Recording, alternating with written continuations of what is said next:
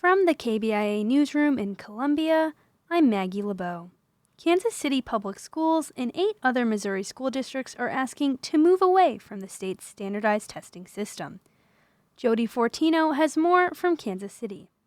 At the Tuesday state board meeting, the group requested to join 37 other school districts that received waivers from the state's student assessment program in favor of a more frequent alternative they say provides more useful data about student performance throughout the year. Lebanon School District Superintendent David Schmidt said he's already seen the new system work. The sense of ownership builds confidence.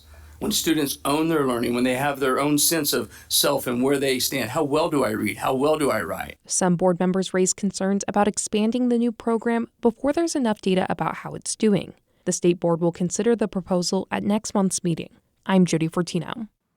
And in other news, nearly 1,000 volunteers with the Respect Missouri Voters Coalition will gather signatures tonight as a part of a campaign aimed at protecting majority rule in Missouri. The Columbia Missourian reports a ballot initiative drafted by the group would create the Respect Missouri Voters Amendment to ban the legislator from, quote, deceiving voters with confusing ballot language by making the initiative process harder to use and ban them from, quote, overturning the will of the people. If the Respect Missouri Voters campaign is successful, the amendment measure would appear on the 2026 ballot in an election that can preserve or restrict constitutional amendments by initiative petition. Missourians could soon decide on making it more difficult for some constitutional amendments to pass. The House voted 98 to 58 yesterday to send Representative Ed Lewis's proposal to the Senate. It would require any amendment put on the ballot through the initiative petition process to pass in a statewide vote and in all 8 congressional districts. Democratic Representative Marty Murray in St. Louis criticized Lewis's proposal for still allowing amendments that lawmakers put before voters to pass with just a statewide vote. I feel like that's very disingenuous to our voters and the people that sent us here. And it's like every day we walk in this chamber, it's like we're playing a game of how far will Missourians bend before they break. Lewis's measure now goes to the Senate.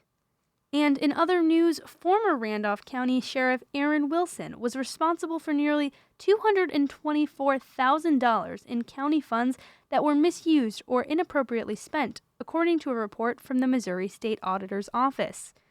KOMU 8 reports that more than $222,000 of that amount was, quote, misappropriated or inappropriately spent, and the remaining money is still missing.